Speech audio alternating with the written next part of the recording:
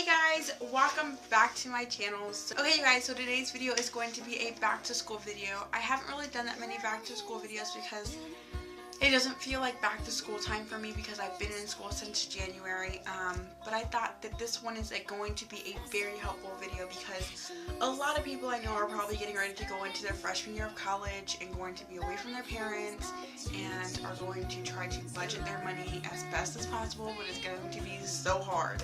Trust me, I know, I feel you, I am there, we are in the same realm, we are here, I feel you. So I just wanted to share some tricks and tips that I've been able to do throughout my schooling. Right now I am in cosmetology school, so I do work a minimum wage job and I'm trying to do the best that I can to budget my money.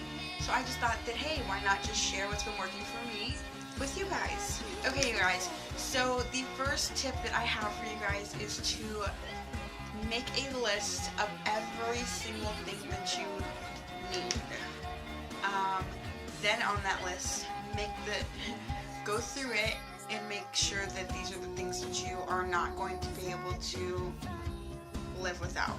Meaning like food wise and for the week or for whatever you get your next paycheck. Like for me, I have to make sure that I always have dog pads for Chico because if not, then he will freak out and cry and will try to pee on everything, and that's no bueno for me. So I make sure that I know how many dog pads he has left, so I make that on my list. And like on this list, make sure that it's not the things that you want, like you want a new purse, because you don't need a new purse if that old purse is working perfectly fine. You just need a new purse. So yeah, you just want to make a list of everything that you need and everything that you don't have to have. I don't know.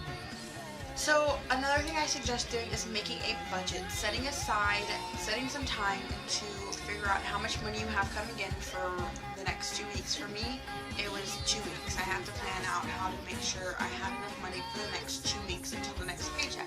And that is living paycheck to paycheck, but that's perfectly fine for me because I am still in school. So what I would do is that I would split my paycheck in half. Half of my paycheck would go into savings and half would go into my checkings. I would not touch a thing inside of my savings, and I still do not touch anything in my savings, but my checking account was what I basically had left to live off of. I didn't want to set aside a savings account or a savings account for emergencies of things you didn't know were going to happen, like a flat tire. You have money saving. And it's also a good thing to use when you're trying to save up for a trip. You want to put your money aside over there because gradually you'll end up saving enough money for whatever you need.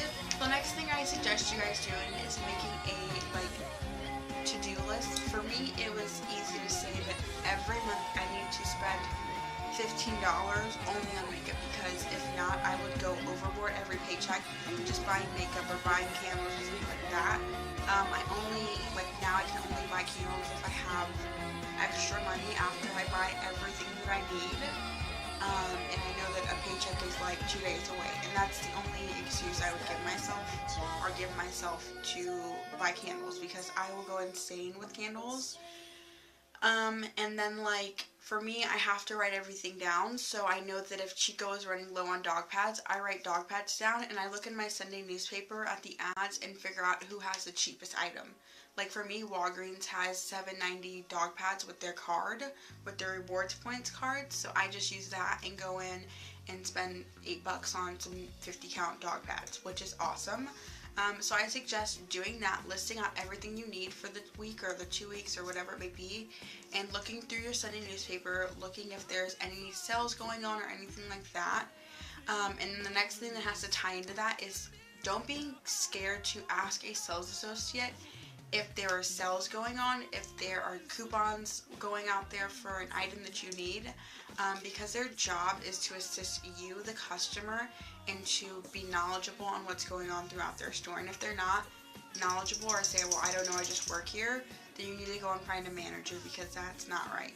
Your job as a sales associate is to be up to date about your store and to help your customers. And what up to date means is being able to know what's new and what's on sale and what coupons you have going out. Because if you don't, then why are you really working there? Because you're not knowledgeable at all and you're not helping anybody.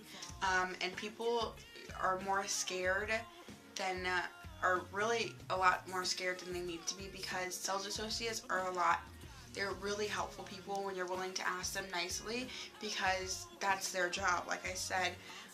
So don't be scared to go up to anyone at like Walgreens or CVS or Walmart. Well, not Walmart. Well, sometimes at Walmart you can get away with it, because they're rude there. But like CVS and Walgreens are always willing to help you, and always are willing to help you out and be like, oh, this is actually on sale, and I actually like this one better, or whatever it may be.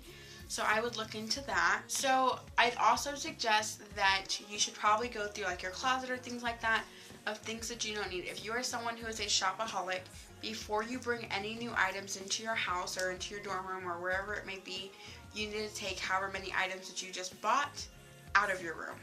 That's the only way it's going to work, because then now all you're doing is hoarding clothes. Because we all have those clothes in the back of our closet that we haven't worn since freshman year in high school. Because I know I do. And I have no idea why I still have them, because they're not even cute. They're not, but I don't know. I always look in there and I'm always like, oh, I could wear that. And then I'm like, to where, Angie? Where are you really gonna wear that to? Like I said, couponing is really good. You want to be frugal. You got to look into that. Making a list is going to be your best bet, and game planning before you walk into a store. Don't just walk into Walmart and be like, well, I need this and this. Oh, but look at that, I need that. Or Target, because you can walk into Target and only need milk and come out with 80 gazillion things that you didn't need. But anyways, you guys, so that's my tips about being frugal in college and anything like that. And another thing is, don't be scared to ask like your parents or like your grandparents or anyone like that tips on how to be frugal and how to budget your money properly, because they've done it. They went through college. They're adults now. They have full-time jobs. They make salary, you know what I'm saying? They make decent money and they know how to do it. They've been doing it for a while now, and their tips are probably the best tips because they've actually worked, and you actually are able to see it work because you've lived with them or whatever it may be. So yeah, listen to your elders, duh. But I will see you guys in my next video, and I hope you guys enjoyed this little beneficial video. I hope it was beneficial. If it was, give this video a thumbs up. If it wasn't, then just thumbs down it like always. And I will see you guys in my next video, so bye!